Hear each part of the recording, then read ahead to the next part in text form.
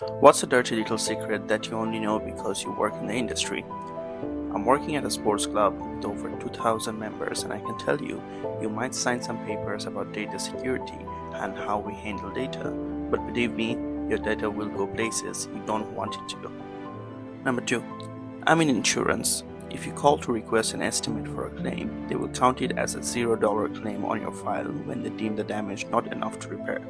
That means when another company pulls your information, it will not only impact your future rates but might make you ineligible for future policies.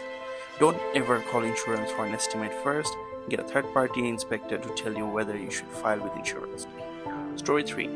This one is fairly well known, but I'm just confirming it's the truth as someone that used to work in a factory.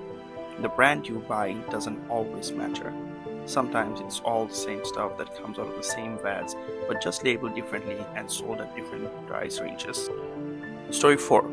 As a cybersecurity consultant, I can tell you many companies I have worked with are a when they're attacked, not an if they're attacked. Some organizations have people in charge of cybersecurity that barely know how basic protocol and technologies work. Story 5. There are tons of buildings out there that don't meet code, even new constructions. Inspectors either don't care, don't know the code, or don't even bother to inspect in the first place. On the plus side, building code is extremely over-conservative, so if you get close, it's probably safe. Maybe. Most of the time, except when it's not, and then everyone gets sued. Story 6. I worked weddings for a few years. The fact that people would pay upwards of $100 to $150 a plate is crazy. That food is not worth that much money.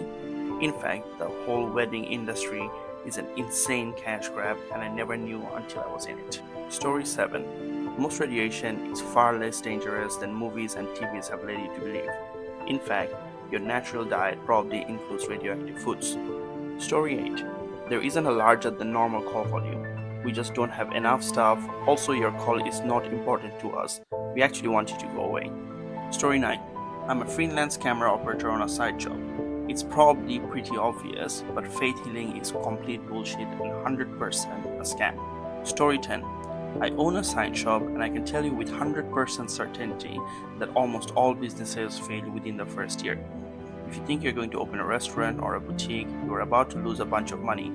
Also, no matter what business you want to start, go talk to your local sign guy and ask how many businesses have been in that location and failed. Trust me, we know which locations are cursed. Story 11. I'm a television editor. It's 90% produced, even nature documentaries. Got a shot of an alligator eating a fish from a stream? Look upstream a little bit and you'll see a producer dropping dead fish right in his path. Got a cool shot of birds flying away from a tree? Pan that camera down and there's a producer shouting and throwing rocks at them. Story 12. I worked in a factory floor automation, and oftentimes the generic products sold at supermarkets are just the brand name product with different packaging. I worked at a massive bread bakery of a well-known national brand, and the bread was all the same. When they finished a lot of their bread, they paused the packaging line and loaded on a new wheel bag and kept bagging bread from the same batch in whatever store brand was up next. I saw the same thing at an orange juice packaging plant. There was only one set production line, and they turned out a dozen different brands of orange juice. It all came from the same oranges and from the same lines. It just got packaged in different cartons. Story 13. A whole lot of the time when you get a good lawyer, $500 to $700 an hour, that lawyer that meets with you, talks about your case, and convinces you to sign the retainer agreement, usually does very little work on the case itself. The paralegals are doing the majority of the major lifting, especially in personal injury and family law matters. Story 13. Casino boss here. If a shooting or death happens at a casino, it's almost never reported or shown in the news. It's because local newspapers work together with casinos to avoid hurting the tourism in their city.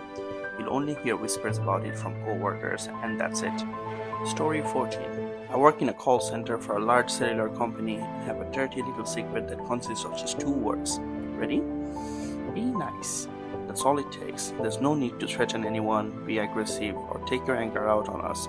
We're real people just like you, not just a voice on the other end of the line. When you're rude, belligerent, or threatening us, that makes us want to do less for you, and we will.